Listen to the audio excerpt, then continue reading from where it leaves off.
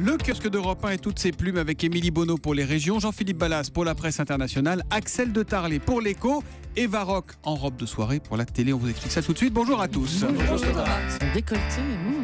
Dis donc Julie. On commence avec vos quotidiens nationaux. Si vous avez besoin d'air ce matin, ruez-vous sur Aujourd'hui en France, l'Humanité ou encore Direct Matin qui titre « Bienvenue à la ferme ». Vous l'avez compris, pour tous ces journaux, le choix du jour, c'est de faire une large place au salon de l'agriculture. Beaucoup moins réjouissant, en page intérieure cette fois de Direct Matin, un papier nous apprend que les barbares de l'organisation État islamique, qui n'ont décidément aucune limite, auraient trouvé une nouvelle source de financement en instaurant un vaste trafic d'organes en Irak. Nous avons des corps, venez, examinez-les. Il est clair qu'il manque certaines parties, se désole l'ambassadeur d'Irak à l'ONU. Il affirme également qu'une douzaine de médecins auraient été assassinés à Mossoul après avoir refusé de participer à cette collecte d'organes. Le papier du gratuit est absolument glaçant. Le Figaro s'inquiète beaucoup pour Areva ce matin. Areva, un désastre industriel français. Le groupe devrait afficher un déficit net de 4 milliards, ce qui va provoquer, c'est sûr, un vaste plan de restructuration.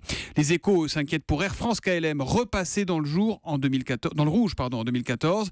Et puis, comment ne pas vous signaler la une du Parisien Magazine, la banane risque sa peau. Le fruit adoré des Français est menacé par une maladie qui ronge ses plantations. C'est très sérieux.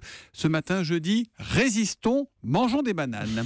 À la une des régions, Émilie Bonneau, quelles sont les unes les plus marquantes de la presse quotidienne régionale ce matin? Le trou d'air en une de Var Matin qui nous apprend que Ryanair quitte le Var, finit la liaison avec Londres au printemps prochain. Les grandes marées ce week-end et cette belle photo en une de Ouest France. Le Mont Saint-Michel devient une île aujourd'hui pendant 2 heures et gare aux abus pour la pêche à pied. Avertissement dans le Télégramme. Et puis une station des Pyrénées isolée par la neige. En une de l'Éclair, la route du col vers Somport est fermée depuis 19 jours côté français. Photo à l'appui. Les habitants doivent désormais passer par l'Espagne. Pour l'histoire qui vous a le plus marqué ce matin, on va dans les rues de Lyon. On risque bien de voir de plus en plus de camions la nuit. Mais il paraît que c'est pour la bonne cause, nous dit le Progrès. Oui, c'est à lire effectivement dans le Progrès avec des magasins qui se font livrer en décalé. D'habitude, ils récupèrent leurs marchandises plutôt entre 7h et 11h du matin, voire même midi. Mais là, plusieurs enseignes jouent le jeu depuis le mois de juin et ont accepté d'être livrées en horaire décalé de nuit entre 22h et 7h avec quand même la tranche 2h, 4h qui est interdite. C'est ce qu'on appelle la nuit noire. Le test s'achève le mois prochain. L'objectif, c'est d'éviter le trafic. Et déjà, on a les premiers résultats ce matin. Les baisses d'émissions polluantes sont constatées et les livraisons aussi sont plus ponctuelles à 16%. Ça, c'est pour les avantages. C'est plus facile à 3h du matin. Ah non, c'est pas possible entre 2 et 4. Ouais. Les inconvénients en Thomas, tête, le bruit pour ne pas réveiller les riverains. Les camions. Parce que quand même, quand on habite en bas du magasin, ça va pas être très très agréable d'avoir le camion qui vient se garer à voilà, nuit, non ? c'est pour ça. J'y viens. Sur le bruit, ces camions-là qui font le test sont équipés exprès pour respecter les normes anti-bruit, ils sont équipés pour ça, mais ça coûte cher, de 10 à 15% de plus pour un poids lourd, donc ça c'est le gros moins. Et quand on demande aux Lyonnais ce qu'ils en pensent, c'est moitié pour, moitié contre. Leur plus grosse inquiétude, Thomas, c'est le coup de klaxon à 5h du matin. Évidemment, c'est donc à lire dans Le Progrès de Lyon. À la une de la presse internationale, Jean-Philippe Ballas, on va au Venezuela où la situation est très très tendue ces dernières semaines et on peut même dire ces dernières heures, Jean-Philippe. Oui, un pouvoir dont certains disent qu'il est en pleine crise de paranoïa. Le président Maduro, qui a succédé à son guide et mentor Hugo Chavez, a aussi hérité manifestement de son obsession du coup d'État. Et il vient donc de faire arrêter l'un de ses plus farouches ennemis, le maire de Caracas, Antonio Ledesma, 59 ans, grande figure de l'opposition. Je vous dis ça s'est passé vraiment il y a quelques heures. Le quotidien El Universal raconte que des hommes en armes ont débarqué à la mairie et qu'ils ont tiré des coups de feu en l'air pour dissuader celles et ceux qui voulaient leur barrer la route. Sur la radio, Union, l'épouse du maire, affirme que les hommes du régime ont frappé son mari et qu'ils l'ont embarqué dans des blindés sans lui laisser le temps de dire un mot. Mais pour le président Maduro, aucun doute, le maire de Caracas, qu'il surnomme le vampire, ça vous met dans l'ambiance, le maire de Caracas a voulu renverser le régime avec la complicité des États-Unis, vieille rhétorique. D'ailleurs, les Américains viennent de démentir. Sur son compte Twitter, je vois que le département d'État a publié un communiqué dans lequel il regrette qu'une nouvelle fois, le Venezuela accuse Washington d'être responsable de la situation. Comment réagit la population là-bas ? Déjà, la population, elle essaie de manger et on peut dire que c'est une activité à plein temps ces dernières semaines parce que la presse internationale décrit d'interminables files d'attente devant les supermarchés comme de longs serpents qui s'étirent sur les trottoirs. Il y a des photos impressionnantes sur Twitter notamment. C'est la pénurie, c'est une vraie crise économique qui frappe de plein fouet la population aujourd'hui.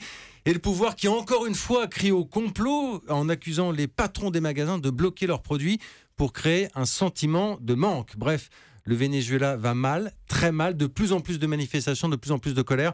On va surveiller ça dans les prochains jours avec un pouvoir qui a bien du mal à faire face. Merci Jean-Philippe Ballas. On passe à l'écho avec Axel de Tarlet, qui n'est pas content ce matin, Axel, parce qu'il a lu les échos et il voit que les effectifs continuent d'augmenter dans les collectivités locales. Alors effectivement, parce que vous savez que le gouvernement a engagé un vaste plan d'économie. Alors autant dans les ministères, on s'y tient, vous savez, tout ce qui est police, etc. Autant on s'y tient également dans tout ce qui est en matière de sécurité sociale, de dépenses de santé. Mais il y a un point noir dans ce plan d'économie, ce sont les collectivités locales. Donc on parle des départements, des régions et surtout des mairies, qui déjà les années précédentes voyaient chaque année, c'est pas rien, leurs dépenses augmenter de 3% par an, 2012-2013. Et là, le chiffre 2014 vient de tomber. C'est Christian Eckert qui vient de le donner, le secrétaire d'État au budget. Eh bien, en 2014, au lieu de ralentir les dépenses, c'est encore pire. Maintenant, on est à plus 4%. Oui, ça augmente même. Vous voyez. Alors, qu'est-ce qui s'est passé Comment on explique ça alors ? Toujours plein de raisons qui expliquent que les dépenses augmentent. D'abord, il y a eu des hausses de salaire, c'est vrai, pour les fonctionnaires de catégorie C. Vous savez, ce sont ceux qui sont le plus bas.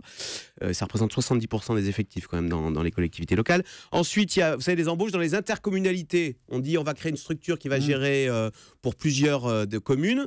Donc on embauche des gens pour gérer ça. Sauf qu'évidemment, on ne supprime pas les emplois qu'ils sont censés remplacer à l'échelon du dessous dans les mairies. Donc à la fin, on crée des doublons. Et puis alors, il y a autre chose. Ce qui s'est passé, c'est que l'an dernier, c'était une année électorale. Donc qui dit année électorale dit quelques embauches de complaisance. Peut-être. Juste avant le mois de mai, le mois de mars, on embauche le gendre de la concierge, vous voyez, etc. Vous faites du mauvais esprit. Et puis il y a autre chose, c'est que comme il y a eu pas mal de changements d'équipe municipale, le nouveau maire, quand il s'installe, qu'est-ce qu'il fait ? Il commence par virer tous les cadres de la précédente équipe municipale. Et comme on est chez les fonctionnaires, on ne licencie pas, non mais c'est tant mieux. Mais on met au placard et on embauche de nouveaux cadres, de nouveaux techniciens, etc. Donc bref, tout s'est concentré pour, vous voyez, faire de nouvelles embauches. Et résultat, on a des dépenses dans les collectivités locales qui augmentent de 4%. Ce qui est inquiétant parce que comme l'État impose des économies, donc que fait-on pour faire des économies ? On taille dans l'investissement. Et donc, vous voyez, ça, c'est ce qu'il y a de pire.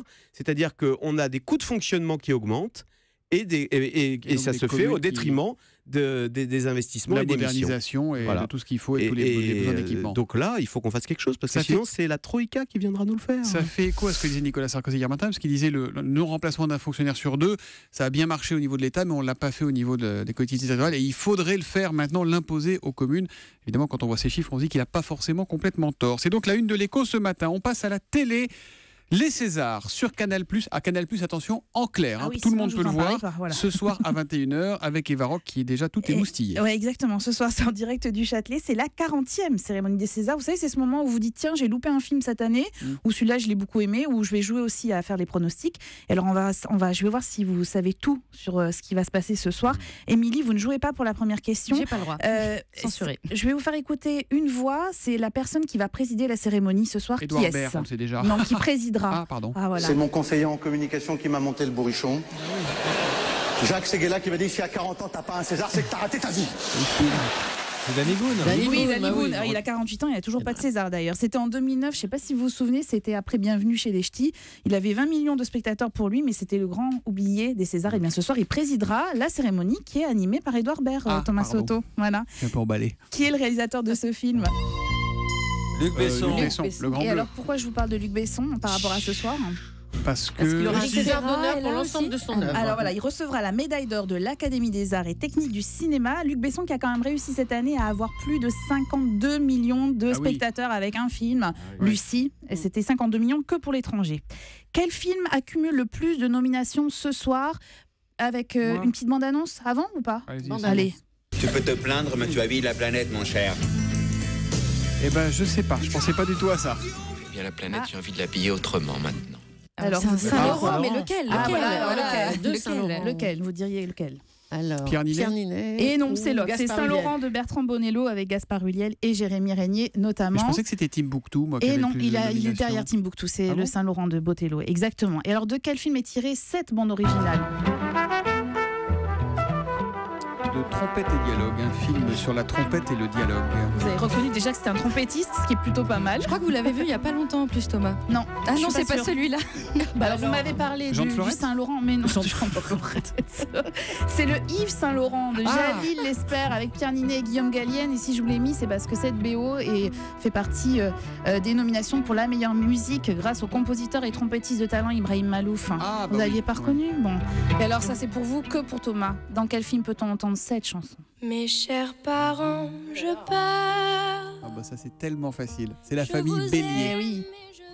Quand il n'y a plus d'espoir, quand il n'y a plus rien à faire, il reste Michel Sardou, c'est ce qu'ils disent dans le film. Eh bien, le film d'Éric Formidable Lartigot. Lohan, hein. Oui, exactement. Le film d'Éric Lartigot, premier dans le cœur de plus de 6 millions de Français et 6 Césars en vue, notamment pour Karine Viard, François Damiens, Éric Almos-Nino et Louane et Mera. Il est génial dans ce film. Voilà. Et Louane, elle fait le portrait de Libé aujourd'hui. Exactement. Exactement, rien n'échappe à Julie. C'était le kiosque et on tire le rideau. Et à ce soir pour les Césars. Merci. Europe 1.